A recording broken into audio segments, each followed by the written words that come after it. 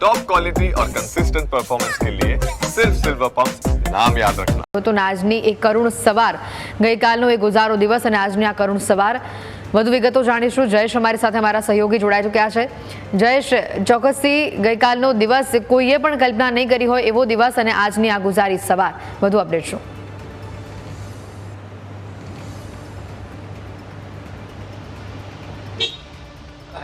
ચોક્કસથી અમદાવાદના ઇતિહાસની સૌથી મોટી દુર્ઘટના કહી શકાય એ પ્રકારની ઘટના છે તે ગઈકાલે થઈ અને ત્યારબાદ તમામ એ બાબતો છે તેનું સંજ્ઞાન છે તે લેવામાં આવી રહ્યું છે. તપાસ છે તે પણ ચાલી રહી છે ને ગઈકાલે કેન્દ્રીય ગૃહમંત્રી અમિત શાહ છે તેઓ પણ અમદાવાદ ખાતે પહોંચ્યા હતા. ત્યારબાદ આજે વડાપ્રધાન નરેન્દ્ર મોદી છે તેઓ અમદાવાદ ખાતે પધારવાના છે. ત્યારે તમે આજે દ્રશ્ય જોઈ રહ્યા છો કે અંશ ભારદ્વાજ છે તે પણ અહીં પહોંચ્યા છે. સીએમ રૂપાણીના તમામ લીગલ કામો છે તે અંશ ભારદ્વાજ છે તે જોતા હતા ને અત્યારે તેઓ એરપોર્ટ ખાતે પહોંચ્યા છે. જેના આ દ્રશ્ય છે, અંશ ભારદ્વાજ રાજકોટથી અમદાવાદ પહોંચ્યા છે.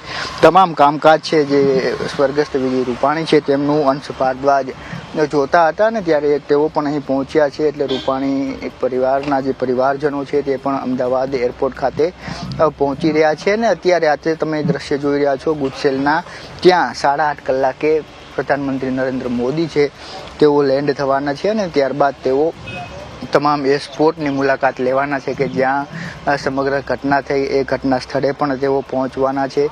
તેની સાથે સાથે જે સિવિલ હોસ્પિટલમાં સારવાર લઈ રહ્યા છે તે તમામ લોકો સાથે પણ મુલાકાત કરશે અને એ અત્યારે સંભાવનાઓ પણ વ્યક્ત કરવામાં આવી રહી છે કે પીએમ મોદી જે અમદાવાદના પ્રવાસે આવવાના છે એ દરમિયાન એક બેઠક છે તે પણ યોજી શકે છે. કારણ કે ગઈકાલે કેન્દ્રીય ગૃહમંત્રી અમિત શાહ છે તેઓ આવ્યા હતા અને ત્યારબાદ તેમણે પણ ઘટના સ્થળની મુલાકાત લીધી હતી. ત્યારબાદ સિવિલ હોસ્પિટલ ખાતે પણ તેઓ પહોંચ્યા હતા અને ત્યારબાદ એક ઇમરજન્સી બેઠક છે તેમનું આયોજન તેમના દ્વારા કરવામાં આવ્યું હતું ને એ બેઠક બાદ તેઓએ જે મિટિંગો કરી હતી ને ત્યારબાદ તેઓ દિલ્હી જવા ખાતે છે તે રવાના થયા હતા. ત્યારે આ દ્રશ્ય અત્યારે તમે જોઈ રહ્યા છો કે જ્યાં પીએમ મોદી 8:30 કલાકે છે તે પહોંચવાના છે અને ત્યારબાદ તેઓ સિવિલ હોસ્પિટલ જે ઘટના સ્થળ છે ત્યાં જવાના છે.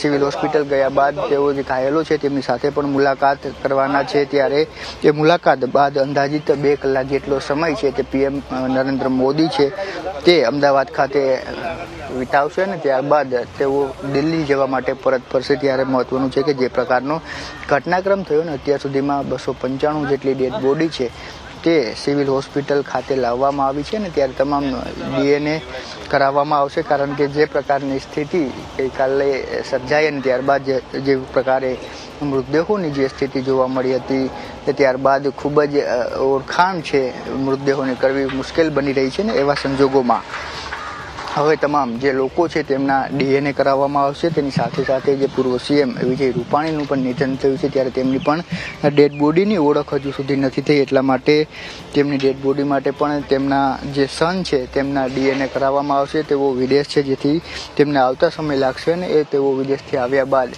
તેમનો DNA છે તે લેવામાં આવશે ને ત્યારબાદ તેમની મૃતદેહની ઓળખ કરી અને પરિવારને મૃતદેહ છે તે સોંપવામાં આવશે. એ પહેલાં અત્યારે રાજકોટ બીજેપીથી લઈ અને રાજકોટના તમામ જે મોટા લોકો છે તે અમદાવાદ એરપોર્ટ ખાતે પહોંચી રહ્યા છે. થોડી વારમાં મુખ્યમંત્રી ભૂપેન્દ્ર પટેલ છે તેઓ પણ અમદાવાદ એરપોર્ટ ખાતે પહોંચશે. કારણ કે 8:30 કલાકે પીએમ નરેન્દ્ર મોદી છે તેઓ દિલ્હીથી અમદાવાદ પહોંચી રહ્યા છે. બિલકુલ, તેઓ અમદાવાદ આવી રહ્યા છે. વિવિધ ખાસ કરીને મૃતકોના પરિવારજનો સાથે તેઓ મળવાના છે, બેઠકો કરવાના છે. આ સાથે જ આખું શહેર સહિત આખો દેશ આ ઘટનાથી ધ્રુજી ગયો છે. ઘણા વિદેશીઓ જે અહીંયા અમદાવાદ શહેરના મહેમાન બન્યા હતા તેઓના પણ મોત થયા છે આ ઘટનામાં. એટલે વિદેશી એમ્બસીઓ પણ અહીંયા આવી છે અને એરપોર્ટ ખાતે તેઓનું પણ આગમન થયું છે. તે લોકો પણ અત્યારે સ્થળની મુલાકાત લેવાના છે. વિવિધ કામગીરી તેઓએ પણ હાથ ધરી છે, તપાસની કામગીરી હાથ ધરી છે. તેને લઈને કોઈ અપડેટ વધુ પ્રાપ્ત થઈ રહી છે?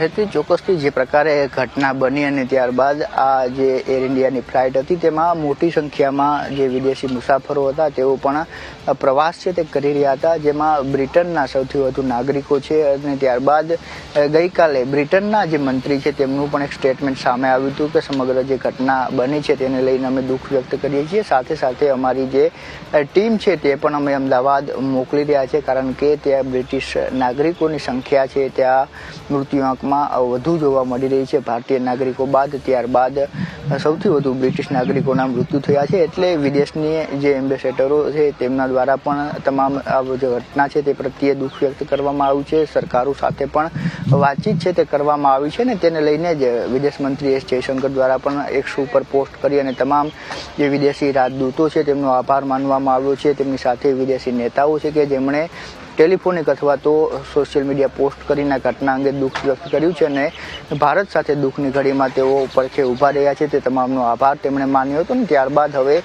જેમ જેમ જે દેશના નાગરિકોના મૃત્યુઆંક સામે આવી રહ્યો છે તેમ તેમ એ દેશના જે પ્રતિનિધિ છે તેઓ પણ અમદાવાદ ખાતે પહોંચી રહ્યા છે ને જે તમામ જે લીગલ કાર્યવાહી કરવાની થતી હોય છે તે કાર્યવાહી કર્યા બાદ તેમને પણ મૃતદેહ છે તે પરત સોંપવામાં આવશે. એ જ પ્રકારે અન્ય દેશોમાંથી અન્ય રાજ્યોમાંથી પણ કેટલાક જે મુસાફરો સવાર હતા તેમના પરિવારજનો છે તેઓ પણ અમદાવાદ ખાતે પહોંચી રહ્યા છે. જે પાયલોટથી લઈ અને ક્રૂ મેમ્બર હતા તેમના પરિવારજનો છે તેમને પણ અહીં લાવવામાં આવી રહ્યા છે. ને સાથે જે પ્રકારની ઘટના થઈ ત્યારબાદ એર ઇન્ડિયા દ્વારા આજે દિલ્હી અને મુંબઈથી અમદાવાદ માટેની વધુ 2 ફ્લાઇટ છે તે પણ કાર્યાન્વિત કરવાનું નક્કી કરવામાં આવ્યું છે. એટલે જે લોકોને પણ આ ફ્લાઇટમાં યાત્રા કરવી છે તેમણે જે એર ઇન્ડિયાનો હોટલાઇન નંબર છે તેમાં સંપર્ક કરવાનો છે. ને આ 2 ફ્લાઇટ જે વધારાની શરૂ કરવામાં આવી રહી છે તેમાં જે એર ઇન્ડિયાના સ્ટાફ છે અથવા તો જે ક્રૂ મેમ્બર હતા તેમના પરિવારજનો છે તેમને લઈ જવામાં આવશે.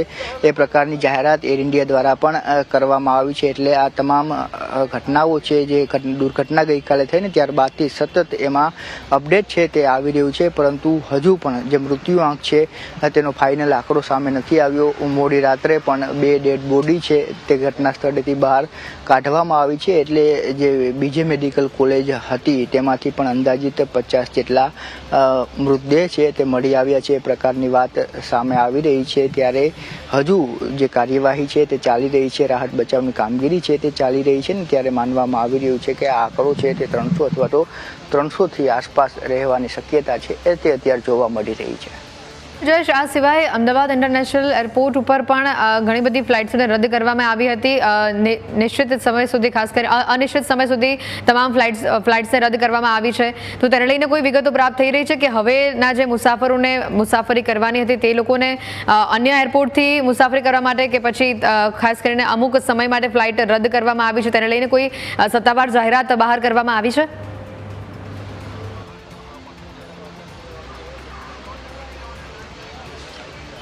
હેતવી, ગઈકાલે અંદાજિત 1:30 વાગ્યા આસપાસ જે આ દુર્ઘટના થઈ હતી ને ત્યારબાદ જે અમદાવાદનું ઇન્ટરનેશનલ એરપોર્ટ છે તેના ઓપરેશન્સ છે તે સદંતર બંધ કરી દેવામાં આવ્યા હતા. કારણ કે જે પ્રકારે ઘટના થઈ ત્યારબાદ તમામ ટીમો છે તે પહોંચી રહી હતી. વીવીઆઈપી મૂવમેન્ટ છે તે જોવા મળી રહ્યું હતું. તેને કારણે જે ઓપરેશન્સ છે ફ્લાઇટનું તે બંધ કરવામાં આવ્યું હતું. પરંતુ દુર્ઘટના થયાના 2.5 થી 3 કલાક બાદ લિમિટેડ જે ફ્લાઇટ છે તેના ઓપરેશન્સ શરૂ કરી દેવામાં આવ્યા હતા. એટલે જે કાર્યાન્વિત છે તે લિમિટેડ ફ્લાઇટો થઈ રહી હતી ને ત્યારબાદ મોડી સાંજ સુધીમાં આ જે તમામ પ્રક્રિયાઓ છે તે પૂર્ણ થઈ હતી ને એટલા માટે અમદાવાદનું જે એરપોર્ટ છે તે અત્યારે જે નિયમિત રૂપે સંચાલિત થતું હોય છે એ જ પ્રકારે થઈ રહ્યું છે. પરંતુ જે પ્રકારના જે રોડના ડાયવર્ઝનો આપવામાં આવ્યા છે ને સતત વીવીઆઈપી મૂવમેન્ટ જોવા મળી રહી છે તેને કારણે એરપોર્ટ ઓથોરિટી દ્વારા પણ એ મુસાફરોને અપીલ કરવામાં આવી રહી છે કે જે લોકો પોતાને નિર્ધારિત સમય મુજબ યાત્રા કરવાના છે તેમણે પોતાની એરલાઇન્સ સાથે સતત સંપર્કમાં રહેવું અને સાથે સાથે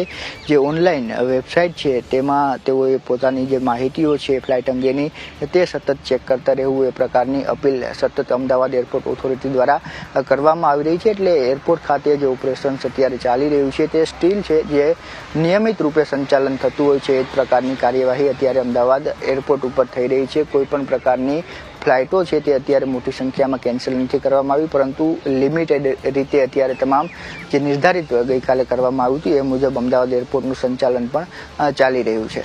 બિલકુલ જયેશ, આભાર. તમામ વિગતો બદલ વધુ અપડેટ્સ પણ આપણા પાસેથી મેળવતા રહીશું.